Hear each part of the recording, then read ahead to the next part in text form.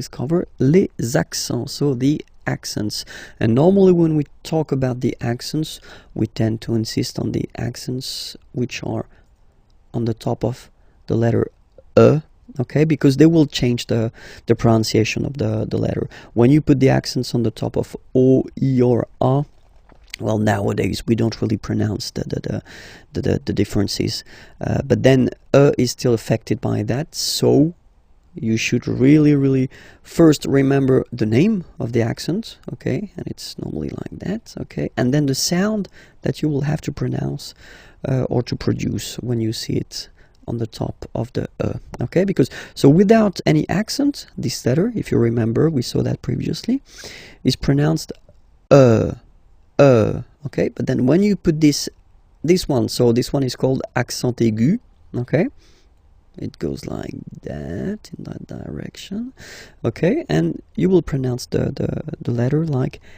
E, okay, listen to the difference, without the accent, with the accent, E, okay, without and with E, alright.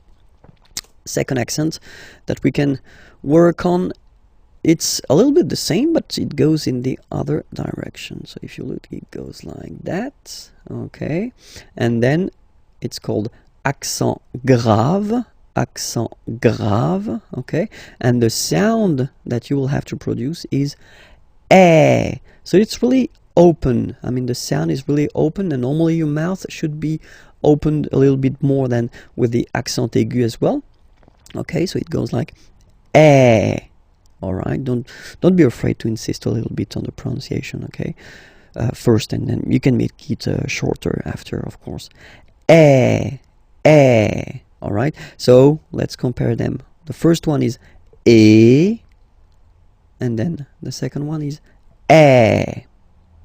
All right, the good news is that the next one, so accent circonflexe, is pronounced like accent grave. Okay, so it's the same pronunciation here, okay, and it's the open one, okay, eh, okay, eh. All right, so you can see that it's just like a little hat that you get to put on the top of okay. So let's see one more time the differences. This one, e, okay, and then these two accents like here, eh, open, eh, okay. The last one, tréma, well, basically it's quite rare, and the tricky thing is that in some cases you will have to pronounce it like eh, okay, like for instance Noël, okay, but then in some cases as well it can be pronounced like e, okay. So my advice would be try to remember the word, and they are really rare, so don't be afraid about that, okay. So but that, let's focus on the three main accents here, okay. The first one, accent aigu, remember, e, accent grave, eh, and the last one, accent circonflexe, eh.